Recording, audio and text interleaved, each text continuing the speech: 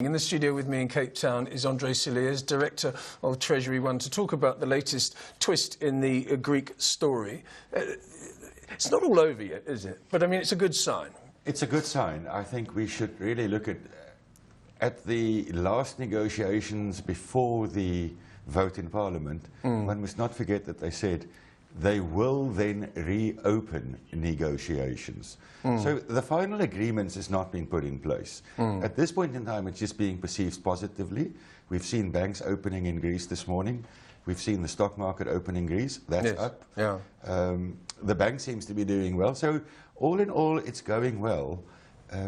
I've, for a number of time, said that I think it will turn out quite positive, simply because I don't think either party, neither Europe nor Greece, could really afford a move out of the euro at this stage. No, it was the right thing to do, certainly for the Eurozone experiment. I did notice in the FT over the weekend that there's been a bit of a cabinet reshuffle, and the ruling Syriza party have almost purged a few of the people that were anti the agreement that Mr. Tsipras came to with Europeans. And that has, there's been a suggestion there'll be a September or October snap election, and I just wonder what might happen there.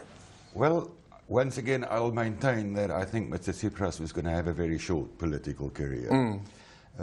What was voted for in Parliament last week was really the opposition politics that was ruling, and not his own politics. So he's got a bit of mud on his face. And as I say, I think he's going to have a short political career, an election, most probably a resignation from him somewhere in between, and a unity government that will take care of it. So by the early part of 2016, he'll probably be on the public speaking circuit, you're saying. I hope not, because although I think he's handled things badly in some ways, I do think he is a passionate Greek person and wants the best for his people. He's just a little bit politically naive, I think. I think he was politically naive. Yes, he wants the best for his people. But I wrote a little piece last week where I said, you know, nobody can ever not expect people to live a bit of hardship when they repay their debt after a period of overspending. And you should always expect people to repay debt. Even though governments don't do that, it's not a harsh measure to expect people to do that. So he's been a little bit naive, but I think the Greece population is going to punish him for that. Well, we'll see.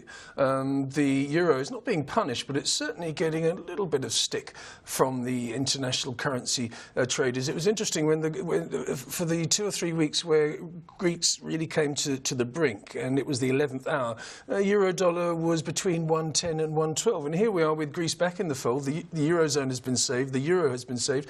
Euro dollar suddenly 108.30. So people selling the euro. Is that a dollar strength story, or are people saying, actually, it's better not to have Greece in the euro, so we're going to sell?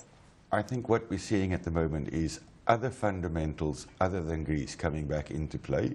Let's not forget that the euro has been down to 102, 103 levels. Everybody was speaking about going through parity. And that was prior to the major Greek crisis. Yes. So Europe is not doing well. America is doing well, and everything seems to be going well for them. Interest rate increases on the cards.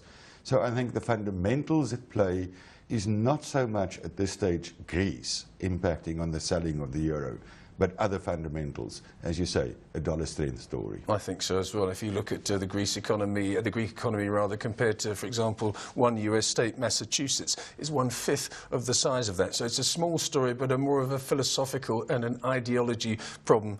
Andre, thanks very much for coming in this lunchtime. That's Cilliers, Director of TreasuryOne.